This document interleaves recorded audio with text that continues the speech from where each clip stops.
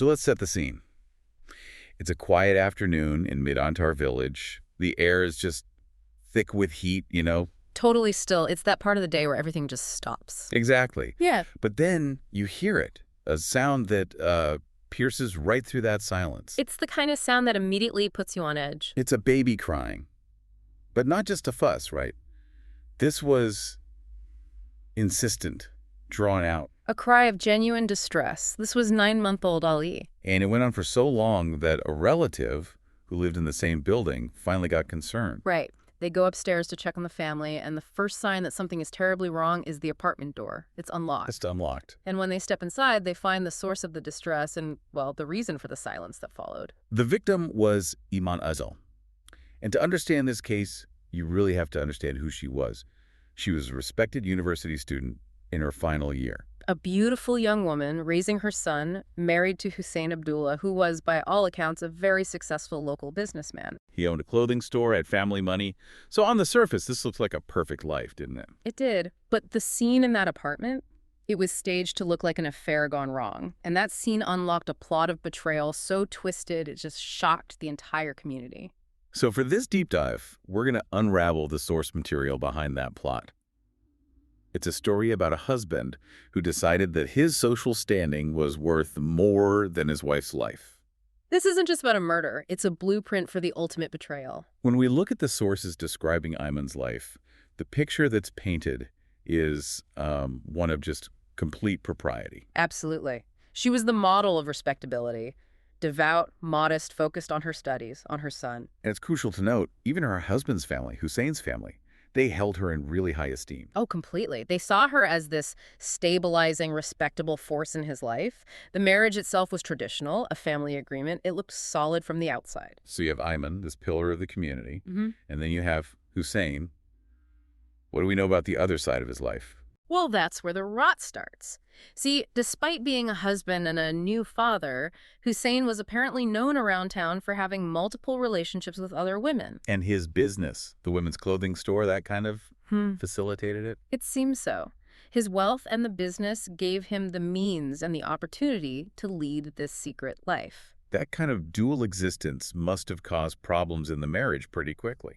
It did. The sources say problems started only a year in, and they were all centered on his infidelity. And Iman, she kept it private. For the most part, yes. She was trying to protect her home, her family, but Hussein, he got tired of the pretense. He decided he wanted a divorce. And his reasoning was just exceptionally cold. He was incredibly shallow. He told people Iman was too modest, too religious for the lifestyle he wanted to lead. And he'd already found someone else. Yes. Another woman described as more beautiful, who agreed to marry him, but... It was a condition. A big one. She would only marry him if he divorced Iman first. But just asking for a divorce wasn't that simple for him, was it?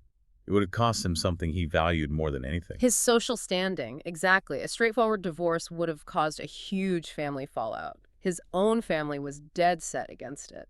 Because of Iman's reputation, and of course because of their baby son, Ali. Right. If he divorced her just because he was bored, he'd face shame, condemnation from his own family, from the whole community. So he figured the cost of admitting he was the problem was just too high. He needed a way out where he was the victim. Yes. He needed to manufacture a reason for divorce that would make everyone pity him and condemn her.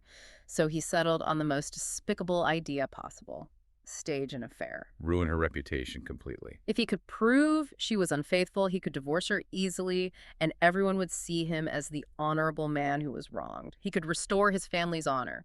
It's that social pressure that fueled this entire horrific plot. To pull this off, he needed an accomplice. Someone he could trust to do the unthinkable. And he knew exactly who to turn to. A man named Ahmed Reda El-Shahat, or Ahmed El-Gladi. He was an employee at Hussein's clothing store. What made him the perfect target? He was poor, he was in a lot of debt, and he was completely subservient to Hussein. He saw him as this wealthy boss who could solve all his problems. So this became a transaction. A disgusting trade of honor for cash. It was. Hussein offered Ahmed 200,000 Egyptian pounds. I mean, for a man in Ahmed's position, that was a life-changing amount of money. And what was the money for? To break into the apartment and assault Iman. The sources say Ahmed was initially shocked, but his financial desperation, it just won out. He took a small down payment, £1,000, right away. The planning phase here, it reads like something out of a terrible movie. He was so theatrical, meticulously planned. First, Hussein told Ahmed to go buy a niqab, the full face covering, to disguise himself as a woman. So no one would recognize him coming or going. Exactly. And to make sure the entry was clean, Hussein gave him a spare key. No forced entry. And then the most damning detail. He personally disabled all the internal surveillance cameras in their home. He was cleaning the crime scene before the crime even happened. And the timing was all part of this elaborate stage play. It was perfect. Hussein would leave at 12:30 p.m., making a big show of heading to another city, Mansoura, for work. Ahmed would go in just a few minutes later. And the plan was for Hussein to then return unexpectedly. Precisely. Claim he forgot something, stumble upon the stage scene, and then immediately call the neighbors, the community, to witness Iman's supposed dishonor. He'd be the hero, the victim, and free to move on. Which brings us to that Thursday in 2020. Hussein leaves at 12:30. Iman is home, studying for her college finals, with little Ali nearby. And just 15 minutes later, Ahmed, hidden completely by the niqab, lets himself in with the key. And Iman realizes immediately. Instantly. She knows this isn't a woman, she knows this is a male intruder, and she understands the threat is to her honor, the very thing Hussein was trying to steal. And she didn't just submit. The sources are clear. She fought back. She fought back violently. And that resistance, that was the one thing Hussein's script didn't account for. It changed everything. It did. Ahmed was just supposed to stage an assault, but Iman was fighting so hard, screaming. He knew he couldn't complete the act without being exposed. So he made a decision. He decided to silence her. Permanently. The assault became murder. He covered her mouth, and with his other hand, he strangled her. And the autopsy later confirmed she died very, very quickly. Yes. And then, in a detail that is just chilling, after she was already dead, he completed the assault. Twice. He then stripped her, left her body exposed to complete the horrible staging, and fled, still in the niqab. The second he was out, he called Hussein. He told him the plan had changed. Iman was dead. Murder wasn't the plan, but Hussein adapted quickly, didn't he? He did. He realized returning home now would look incredibly suspicious. So he stuck to his alibi, pretending to be hours away in Mansoura. It was the relative, drawn by Ali's crying, who found her. And Hussein's eventual return. Yeah. That was pure theater. A masterful performance. He came back, collapsed in this dramatic show of grief, weeping, wailing.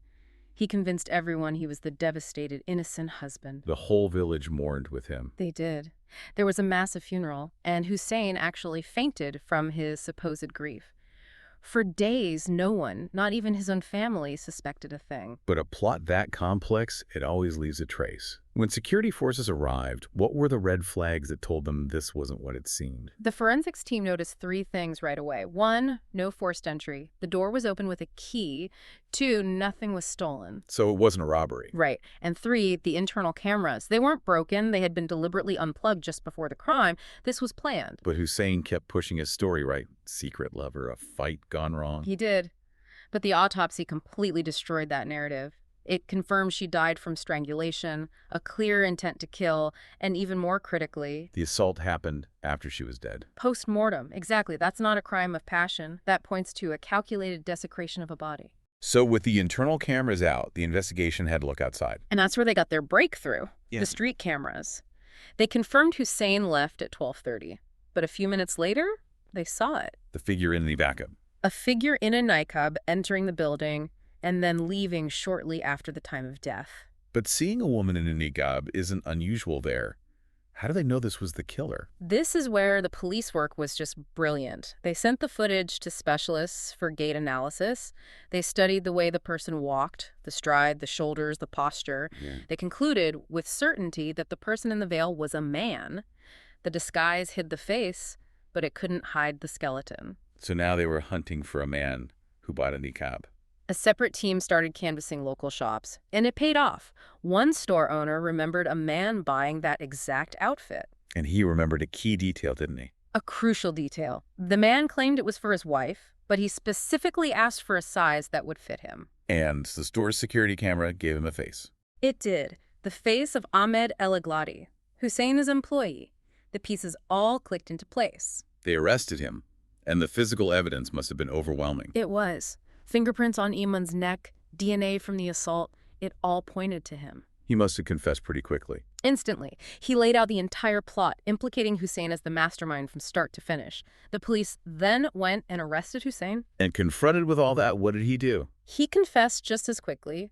The only thing he disputed, the only detail he argued, was that he claimed he only wanted Ahmed to assault her, not kill her. As if that somehow made it better. The shock in the community, in his own family, must have been just immense. They couldn't comprehend the level of malice. It was a betrayal on every possible level. That denial, Yeah. that he only wanted assault, not murder. It just speaks volumes, doesn't it? This case became a massive public interest case known as Iman Adel. It's a case that really forces you to look at the depths of human selfishness. He was willing to pay a desperate man to destroy his wife, all to protect his own image. He literally used the concept of honor as a weapon to commit the most dishonorable act imaginable. In the end, the legal system was conclusive. Both Hussein and Ahmed were found guilty and sentenced to execution. And during that sentencing, the judge gave this incredibly powerful statement about the premeditated cruelty of the crime. He wanted to make it clear to everyone this wasn't an accident. This was a meticulous plan born from pure malice. This whole deep dive just reveals the terrible lengths people will go when they put their reputation above a human life. It makes you think about the moral calculation at play here. It really does. What is the price of social standing? What does it say about the value of a life when someone is willing to outsource its destruction for a price? That specific number? £200,000, paid to shatter a life, just to clear the way for a new marriage. It's a truly chilling thought to end on, a chilling lens through which to view human motivation. Thank you for sharing these sources with us today.